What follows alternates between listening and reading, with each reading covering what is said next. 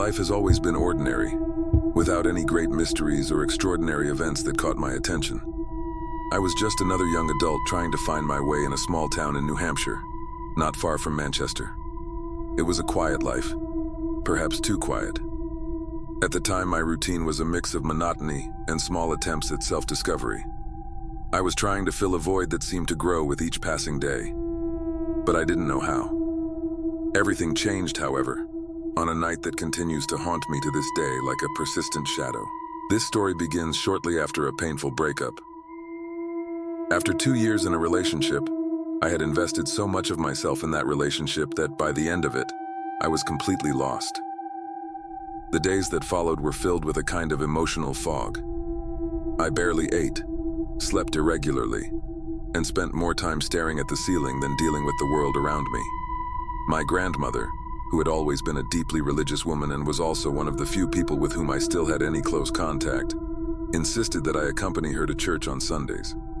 She firmly believed that church was a place of healing, a space where I could find peace, or at least a sense of purpose. At first, I went simply to please her.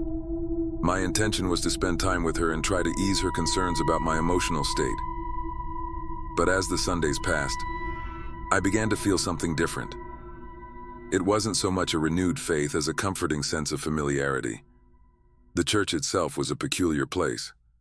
The wooden pews, ancient and creaking with the slightest movement, seemed to carry stories from generations past. The stained glass windows cast dancing shadows as the sunlight pierced them, and the near-total silence between hymns had a weight of its own, as if carrying the whispers of forgotten prayers. It was on one of those Sundays that it all began. It was in this peaceful setting that I first saw Evelyn. From the moment my eyes met hers, I knew something was different about her, like a discordant note in a perfectly tuned melody. She was sitting alone on one of the benches near the altar, her dark hair falling in soft waves over her shoulders. Her eyes, deeply enigmatic, seemed to hold secrets that no one else could unravel. I watched her throughout the sermon, trying to understand what it was about her that attracted me so much. It wasn't just her beauty. There was something more, something that seemed beyond comprehension.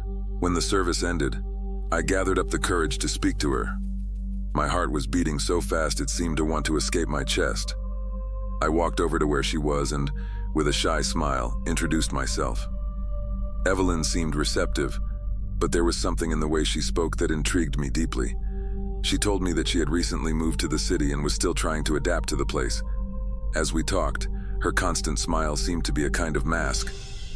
Behind it, I sensed a glimmer of sadness or perhaps something deeper, something I couldn't name. Before she left, I asked for her phone number. To my surprise, she accepted and wrote it down on a piece of paper I had in my pocket. That night, as I stared at that small piece of paper, I felt an excitement I hadn't felt in months. Little did I know that this was the beginning of something that would change my life forever. Over the next few weeks, Evelyn and I began to talk regularly. We would talk for hours, exchanging stories, jokes, and reflections on life. She was funny, intelligent, and surprisingly insightful. However, there was a side of her that I couldn't access.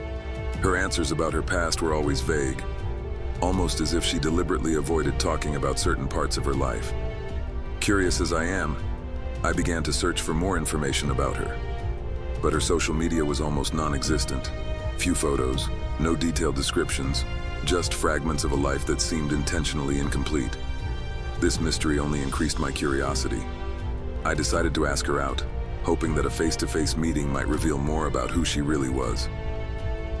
We chose something simple for our first date, a movie at the small local cinema, followed by dinner at a nearby restaurant.